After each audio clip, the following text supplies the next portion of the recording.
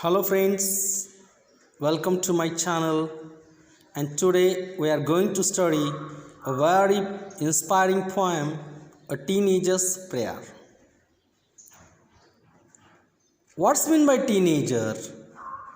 A teenager means children like your age, 13 to 19 years old. This age group is called teenager. Means your age group, and it is very important age group. Teenage very important in our life. Whatever decisions we take in our life, this will help to mold our life. If we take proper decision, our life will be successful. If we take wrong decision, our life will lead to distress. So here is a teenager and he prays to the God. He doesn't pray like us, God, please pass me in examination, give me money, or etc. etc. He prays. What does he praise to the God? It's very meaningful. And so we are going to study this. तर मित्रांनो, या कवितेमध्ये अतिशय सुंदर अशी प्रार्थना त्या टीनेजरनं मुलीने देवाकडे केलेली आहे. तर तुमच्याच वयाची असणारी ही मुलगी, की वयवर्ष 13 ते 19 या वयातला जो एज ग्रुप आहे त्या वयाला टीनेजर असं म्हणतात. तर इथं ती मुलगी देवाकडे अतिशय सुंदर प्रार्थना करते. आपल्यासारखं देवा मला पास कर, चांगले मार्क्स पडू दे, अशी प्रार्थना नाही आहे तिची. अतिशय सुंदर आणि प्रेरणादायी अशी प्रार्थना तिनं देवाकडे केलेली आहे. So let's start the poem. तर आता सुरुवात करूया. Each day brings new beginnings, decisions I must make. I am the only one to choose the road that I will take. So, in our life, lot of things come across to our life. We have to do lot of things. We have to begin lot of things. And to begin these things, we have to make some decisions.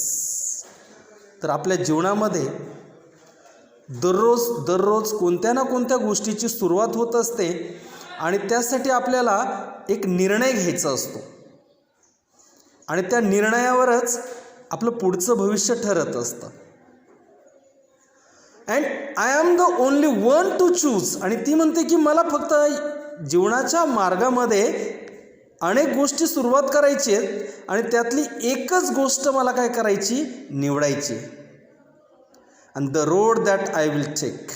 एक रस्ता मला तो निवडायचा आहे. आता हा रस्ता म्हणजे रस्ता नाही आहे, तर it's a way of life. It's a way of life. हा आपल्या जीवनाचा मार्ग आहे. तो जीवनाचा मार्ग याच वयामध्ये आपल्याला निवडावा लागतो. आणि तेव्हा कोणत्या जीवनाचा मार्ग मला निवडायचा आहे, कोणत्या जीवनाच्या मार्गावर जाण्यासाठी मला सुरुवात करायची आहे, हे मला ठरवायचं आहे. आणि म्हणून देवाकडे ती मदत मागते आहे. मग काय म्हणते ती? I can choose to take the road of life that leads to great success. आपल्याकडं अनेक पर्याय उपलब्ध असतात. पहा, जसं 10वी नंतर आपल्याला आर्ट्सला ॲडमिशन घ्यायचं असतं, काहींना सायन्सला घ्यायचं असतं, डिप्लोमाला घ्यायचं असतं, ITIला घ्यायचं असतं. There are lot of ways of career, but we have to choose the correct road of our life, correct way of our life.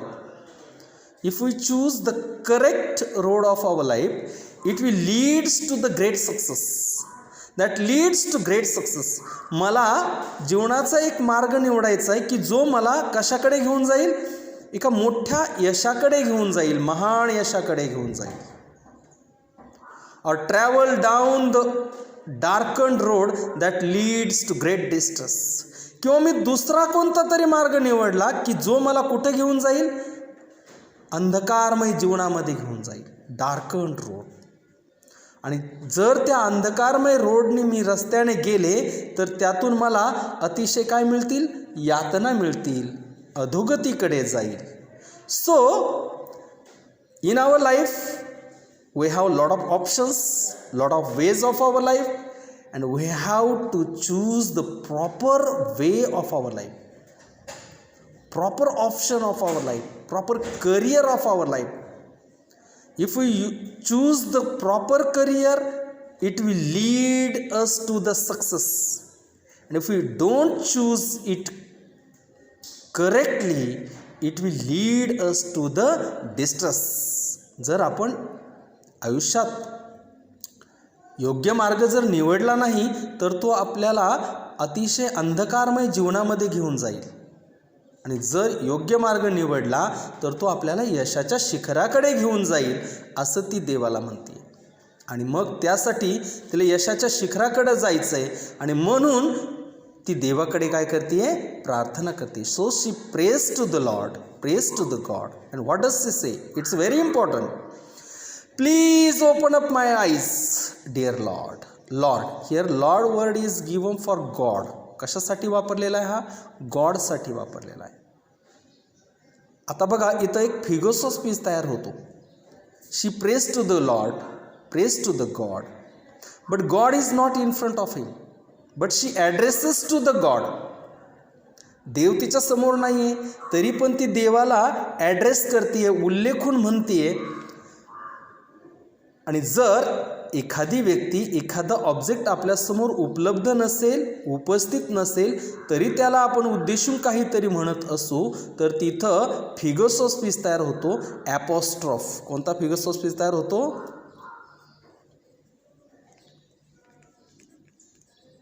ॲपॉस्ट्रॉफ नावाचा फिगर्स ऑफ स्पीच तयार होतो. So she praise to the God and says, Please open up my eyes, dear Lord, that I might clearly see. हे भगवंता, हे परमेश्वरा, माझे डोळे उघड, माझा मनाचा दरवाजा उघड की ज्यामुळं मी माझ्या आसपासचा परिसर स्पष्टपणे काय करू शकेल, पाहू शकेल. आता आपले डोळे उघडेच आहेत, परंतु काही गोष्टी आपल्याला दिसत नसतात, आणि म्हणून आसपासची परिस्थिती असेल, सामाजिक परिस्थिती असेल, करिअर असेल, या सगळ्या गोष्टी मला स्पष्टपणे दिसतील यासाठी ती सांगते, please open up my eyes that I might clearly see. मी जगाला स्पष्टपणे बघू शकेल, त्यातल्या गोष्टी मी स्पष्टपणे बघू शकेल यासाठी माझे डोळे उघड. And help me stand for what is right, bring out the best in me. आणि आणखी एका गोष्टीसाठी मला मदत कर की मी फक्त सत्याच्याच पाठीमागे उभी राहू शकेल, त्यासाठी मला मदत कर. आणि जीवनामध्ये bring out the best in me, माझ्या आयुष्यामध्ये सर्वात उत्कृष्ट गोष्टी घडण्यासाठी मला मदत कर. जे उत्कृष्ट आहे त्याच्या पाठीमागे उभं राहील यासाठी मला मदत कर. Now see, there is one line, bring out the best in me, bring out the best in me. There is a figures of speech, alliteration.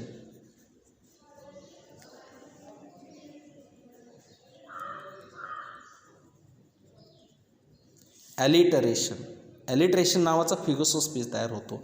इथं बघा, बी, ब्रिंग मधला बी, बेस्ट मधला B, first sound is repeated. जेव्हा sound repeat होतो त्यावेळेस तिथं figures of speech तयार होतो, alliteration. So in the third stanza, she praise to the God, prays to the Lord to open up her eyes that she could clearly see the world.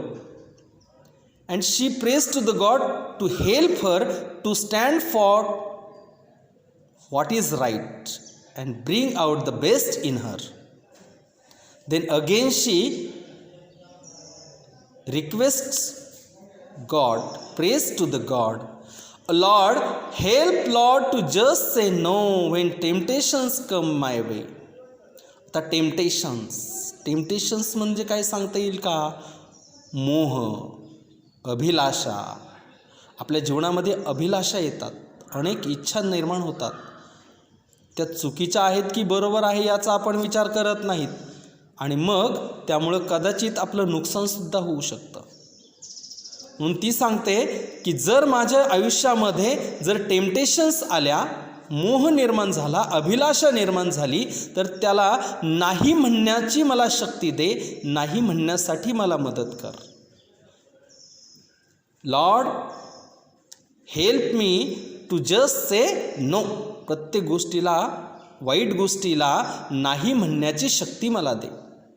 समजा आपण रस्त्याने चाललो आहे, आपल्या एका मित्राची आपल्यासमोरच एका मित्राची 500 रुपयाची नोट पडली. आपल्याला दिसली, ती आपल्याला घ्यावीशी वाटते, टेम्पटेशन आलं आपल्या मनामध्ये. मग ती माझ्याकडे ठेवायची का त्याला द्यायची हा कोणाचा निर्णय आहे? आपला आहे. परंतु ही अभिलाषाला नाही म्हणण्याची शक्ती मला दे, ही प्रार्थना ती देवाकडे करते. That I might keep my body clean and fit for life each day. If I remain long from the temptation, long from the wrong things, bad things, that will help me to become successful. And please help me to keep my body clean. आणखी माझं आयुष्य, माझं शरीर निरोगी ठेवण्यासाठी देवा मला काय कर, मदत कर. आणि या टेम्पटेशन जर नसतील तर त्यामुळं कदाचित मी माझा शरीर निरोगी ठेवील, उत्कृष्ट आयुष्य जगेल. त्यासाठी मला शक्ती दे. That I might keep my body clean and fit for life each day. आणि दैनंदिन जीवन जगण्यासाठी मी फिट, तंदुरुस्त राहू शकेल, यासाठी मला मदत कर. नाव the next stanza, last stanza.